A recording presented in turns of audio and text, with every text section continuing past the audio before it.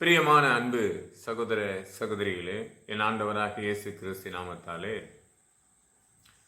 நன்றிகளும் சோத்திரங்களும் ஏறெடுக்கிறோம். கர்த்தர் உங்களை மேலும் மேலும் ஆசீர்வதித்து பெருக செய்வார் என்று விசுவாசிக்கிறேன். இன்றைய வார்த்தையை கேட்க முன்பே ஒரு சின்ன சாட்சியை பகிர்ந்து கொள்ளலாம். அது என்ன சாட்சியா இருக்கும் என்று சொல்லிக்கொண்டால், சின்ன காரியம்தான்.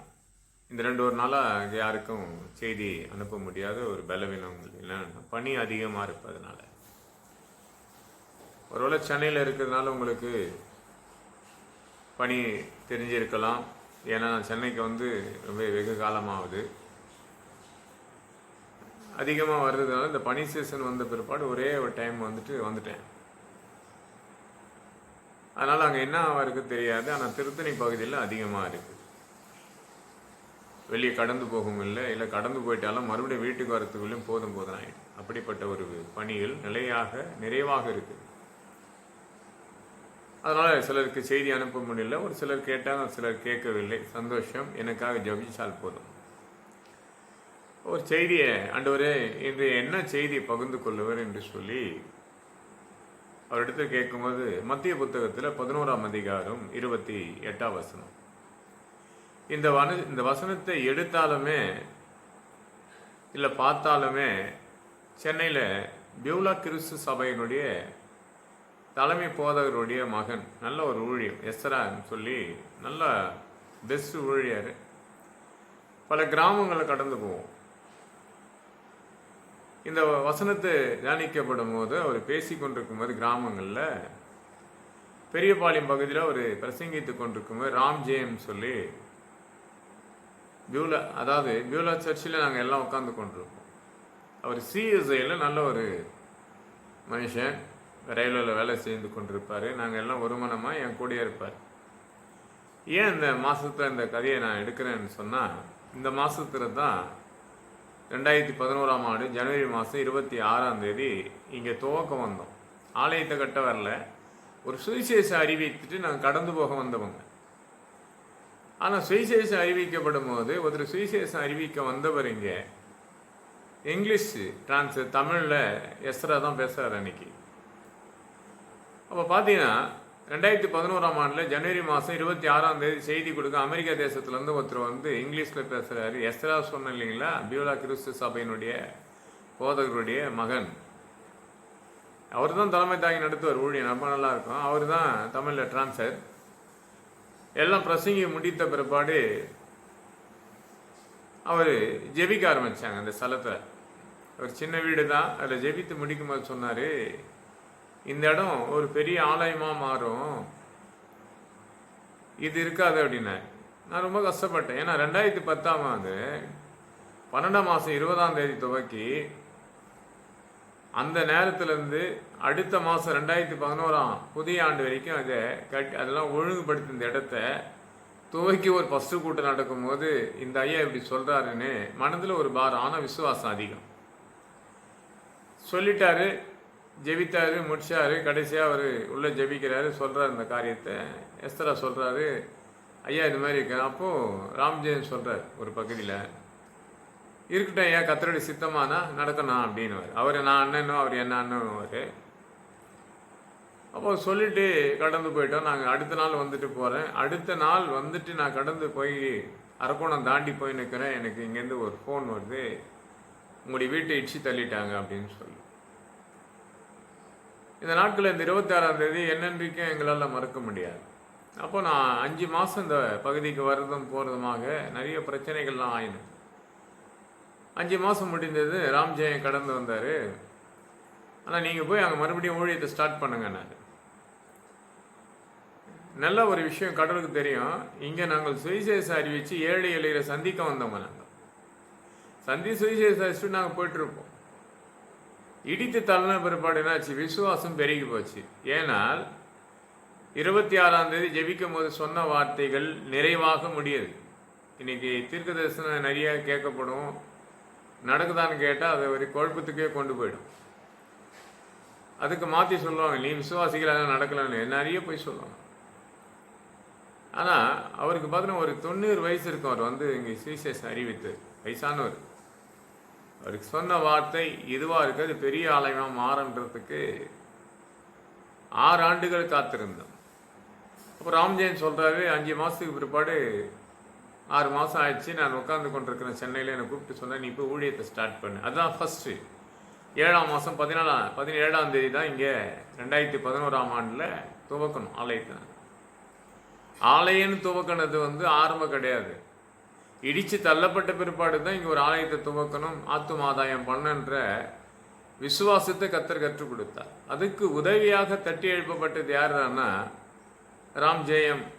அவர் பார்த்தீங்கன்னா சிஎஸ்ஐயில் ஒரு நல்ல ஒரு ஊழியத்துக்கு உதவி செய்கிறார். என் ஆண்டவராக இயேசு கிறிஸ்து அந்த சூழ்நிலை இந்த எஸ்ரா சொன்ன வார்த்தை தான். அதே 2 மாதத்துக்கு கழிச்சு நாங்கள் பெரிபாளையம் பகுதியில் செய்தி கடந்து போகும்போது அங்கே எடுக்கிற அந்த செய்தியை, வருத்தப்பட்டு பாரசம நீங்கள் எல்லாரும் எண்ணத்தில் வாங்க, உங்களுக்கு நான் இணைப்பாரில் தருவேன். இதான் செய்தி அன்னைக்கு மத்திய புத்தகத்தில் 11ஆம் அதிகாரம் 28ஆம் வசனத்தில். நான் எப்படி இருக்கேன்னா, நிறைய வருத்தப்பட்டிருக்கேன் இல்லையா. என்னிடத்துல எந்த காசும் கிடையாது, இருக்கிற கொஞ்சம் காணிக்கை எடுத்து இந்த இடத்த எனக்கு வந்த காணிக்கை சேர்த்து சேமித்து வச்சு பலர் கொடுக்கப்பட்டது ஒரே நாளில் என்ன பண்ணேன், இதெல்லாம் ஒரு 10 நாள் 20 நாள் இங்கே என்ன பண்ணேன், எல்லாம் சுத்தம் பண்ண. இந்த இடம் ஒரு பழஞ்சான இடத்த, இது சாதாரண இடம் கிடையாதுங்க. இதில் ஒரு காலத்தில் சாராயம் வித்து இடம், பலவிதமான பாவத்துக்கு உள்பட்ட இடம், யாருக்கும் பிரயோஜனம் இல்லாத ரொம்ப கடினமாக இருந்த இடம்.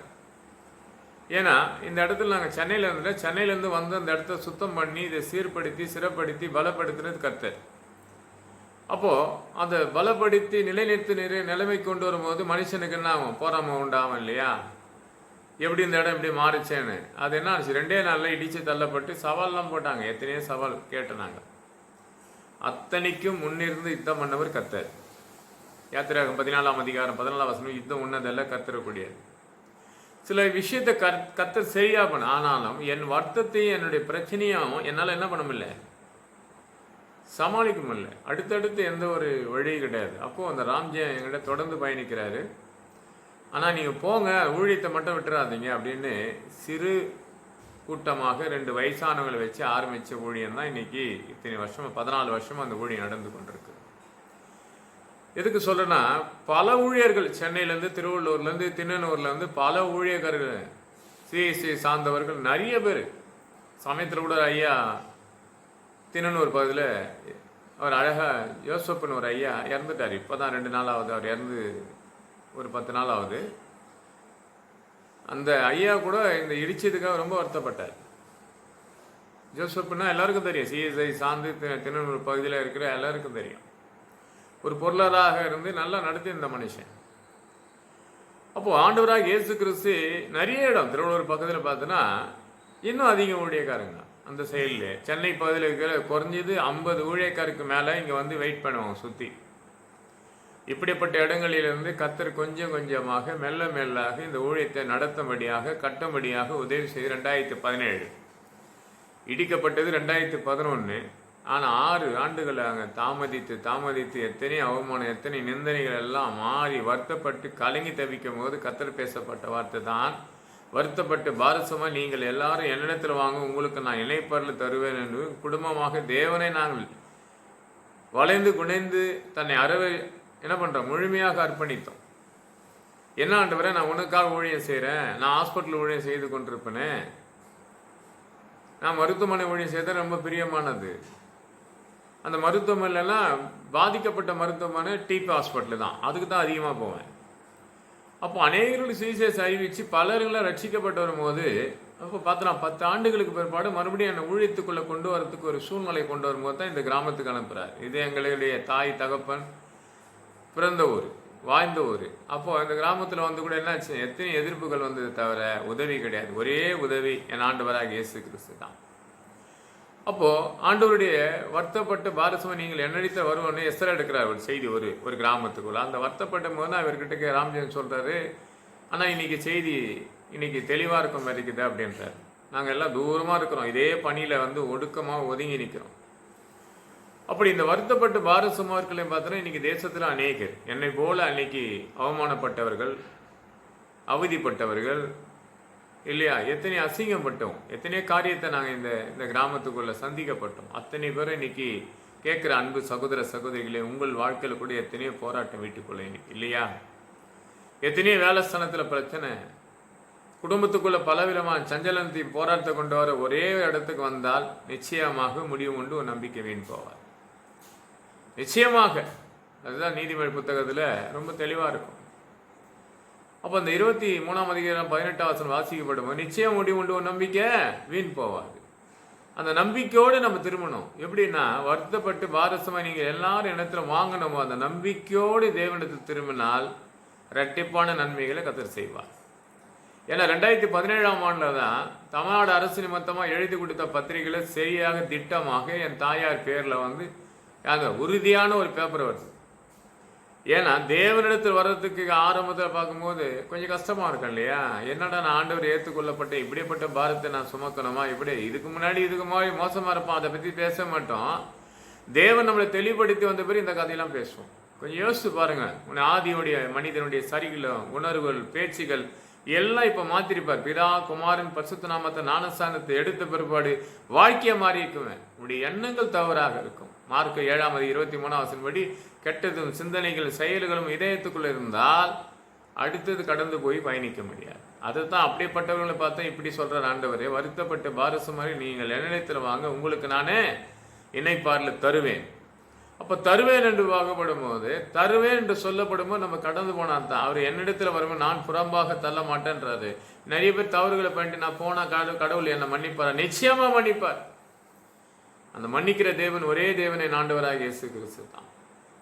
இந்த உலகத்துக்காக வந்தது அதுக்கு தான். உன் பாவத்தை என் பாவத்தை மன்னிக்கும்படியாக தன் ரத்தத்தை சிந்தினார், தன் சரீரத்தை அர்ப்பணித்தார், தன் சரீரம் முழுமையாக அப்படியே அர்ப்பணித்தார். அந்த ரத்தம், என் ரத்தம் சகல பாவங்களும் நோய்களும் சுத்திகரிக்கும் 1 புத்தகம் 1ஆம் அதிகாரத்தில் 7வது சொல்லப்படுகிறது. எதுனா இதான், நீ அறிக்கை செய்து விட்டால், நீதிமொழி புத்தகம் 28ஆம் அதிகாரம் 13 படி தன் வாயை நம்ம அறிக்கை செய்யணும். நம்ம அறிக்கை செய்யாது இருந்தா என்ன காரியம் நடக்கும்? அப்போ தன் பாவங்களை மறைக்கின்ற வாழடைய மாட்டான், அறிக்கை செய்து விட இரக்கம் பெறுவானா? அதை தான் பல செய்திகளில் இதை நான் சொல்லி கொண்டே வருவேன். அறிக்கை செய்யாமல் எந்த வெற்றியும் காண முடியாது. அறிக்கை செய்யாமல் எங்கே சமாதானத்தோடு வாழ முடியாது. அறிக்கை செய்யாமல் எங்கே சந்தோஷத்தை காட்ட முடியாது.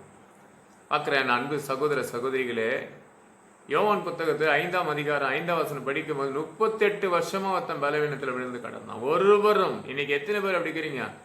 பல ஆண்டுகள் ஆகியும் நம்ம குடும்பத்தில் பார்த்தா ஒரு நல்ல காரியம் நடக்கிறதுக்கு தடையா இருக்குது. காரணம் சரிமா, நீங்க எதிர்பாராத சிலெல்லாம் கோவப்பட்டு மற்றவங்களை திட்டுவாங்க. எதிர்பாராத நடக்கும். அந்த தந்திரத்தின் பிசாசு உள்ள புகுந்து ஒரு தந்திரமான காரியத்தை சரியாக செய்து முடிக்கிற என்ன தெரியுமா? அழகா கோபத்தை மூட்டி குடும்பத்தை சமாதானத்துக்கு எடுப்பான். மார்க் 1ஆம் அதிகாரத்துல 23ஆம் வசனம் பார்க்கும்போது ஒரு பிசாசு பிடித்தவன் ஆலயத்தில் இயேசு கிறிஸ்து பிரசங்கித்து கொண்டிருக்கும் பொழுது உட்காருவான். இயேசுவை பார்த்து கேட்ப, ஆண்டவரே உனக்கு என்ன, நீ கடந்து போய் என்று சொல்லுவான் இல்லையா? நீ வந்த வேலை என்னன்னு தேவனை பார்த்து குறை சொல்லப்படும் போது நாவி எப்படி வரட்டே தெரியுமா? இவனை விட்டு புறப்பட்டு போன்னுவார் 25ஆம் வசனத்தில். அந்த அதற்ற கேட்டு அந்த அசுத்தாய் அவனை விட்டு போகும். அப்படி தன் குடும்பத்தில் பார்த்தா மாறி மாறி சகோதரனா இருக்கலாம், தகப்பனா இருக்கலாம், தாயா இருக்கலாம், யாரோ ஒருத்தர் குடும்பத்தில் நமக்கு விரோதமாக பேசிக்கொண்டே இருப்பாங்க. அவங்க உள்ளத்துல என்ன கொஞ்சம் நின்று நிதானமாக ஸ்தோத்திரம் பண்ணி பாருங்க. திட்டமாக தெளிவாக இல்லை தான் உள்ளத்தை அறிக்கை செய்து பாருங்க. நமக்குள்ள நிறைய குறைகளுக்கு நமக்கு தெரியாது இருக்கும். ஆனால் ஆண்டவருக்கு அறிக்கை செய்யும் போது அந்த இரவு உனக்கு சொப்பனத்தில் வெளிப்படுத்துவார். அந்த இரவு வெளிப்படுத்துவார். என் ஆண்டவராக இயேசு கிறிஸ்து லேசானவர் கிடையாதுங்க. வானமும் பூமியை ஒழிந்து போன என் வார்த்தை ஒழிந்து போவது இல்லை. அப்ப அந்த வார்த்தையை நம்ம நம்புறோம் இல்லை, விசுவாசிக்கணும் இல்லையா? வருத்தப்பட்டு பாரசமா எண்ணத்தை வாங்கி இணைப்பாள 38 வருஷமா ஒருத்தர் நிமிர முடியாத விழுந்து கிடக்கிறான். மார்க்கு இந்த யோவான் புத்தகத்தில் 5ஆம் அதிகாரம் 5ஆம் வசனம், அவனை நிமிர்ந்து நடக்க ஒருவரும் கிடையாது. இயேசு கிறிஸ்துவை கேட்கிற, நீ சுகமாக விரும்புகிறியா? அவன் கேட்கிற அதுக்கு பதில், என்னை கொண்டு போய் விடத்துக்கு ஒருவரும் இல்லையே. தண்ணி வர முன்பே அதை கலக்க முன்பே ஒருவர் இட்டு வந்து அவங்க சரி பண்ணி போய், நான் இங்கேயே கிடக்கிறேன், உன் பாவம் உனக்கு மன்னிக்கப்பட்டு எழுந்து நடன்றார் கர்த்தர். இன்னைக்கு விசுவாசித்து இந்த செய்தியை கேட்ட உடனே பார்த்த உடனே நீ அறிக்கை செய்து விட்டு பாரு. 38 வருஷமாக இருந்த ஒருவன் எழுந்தான், கடந்தான், பயணித்தான். உன் வாழ்க்கையில் அப்படி ஒரு அதிசயம் இந்த மாதம் முடியப்படும் போதோ இல்லை அடுத்த மாதம் துவக்கும் போதோ நிச்சயமாக நடக்கும். என் வாழ்க்கையில் நான் சந்தித்தது அதிகம். இன்னைக்கு நிறைய சந்தித்து கொண்டு இருக்கிறேன். எதை கொடுத்து கவலைப்படுறது கிடையாது. ஏன் தெரியுமா? என் ஆண்டவரிடத்தை தெரியும், நல்லா தெளிவாக தெரிஞ்சு என் வருத்தத்தை என் வார்த்தை சுமக்க என் ஆண்டவர் எப்பயும் சுமந்துட்டாரு. நான் ஏன் அறிக்கை செய்யல? நான் தான் நினச்சின்னு இருக்கேன் ஏன் பாரன்னு. இல்லை, கர்த்தர் என் பாரத்தை சுமக்க இன்னைக்கு ஆயத்தமாக இருக்கேன் அறிக்கை செய்து ஒப்பு கொடுத்தேன். கர்த்தர் இனி இருக்கும் நிதானமாக நிறைவாக அழகாக நடத்தி கொண்டு தான் இருக்கிறார். ஒரு குறை வராதபடி இருப்பது போதும் என்று மனதோடு வாழ்ந்துப்பார். குறை யாரிடத்துல சொல்லாத, உன் வருத்தத்தை சொல்லாத, கர்த்தரிடத்துல மட்டும் சொல்லு. உன் பிரச்சனையை கர்த்தர் நீக்கி போடுவார். நிச்சயமாக வருத்தப்பட்டு பாரசம் வந்து நீ கர்த்தரிடத்துல வா. அவரிடத்துல உன்னை இணைப்பாரில் கொடுத்து உன் இதயத்தில் உள்ள சமாதானத்தின் சந்தோஷம் கொடுத்து உன்னை மீட்பார். கர்த்தர் இந்த வார்த்தைகளை ஆசீர்வதிப்பாராக. ஆமேன், ஆமேன், ஆமேன்.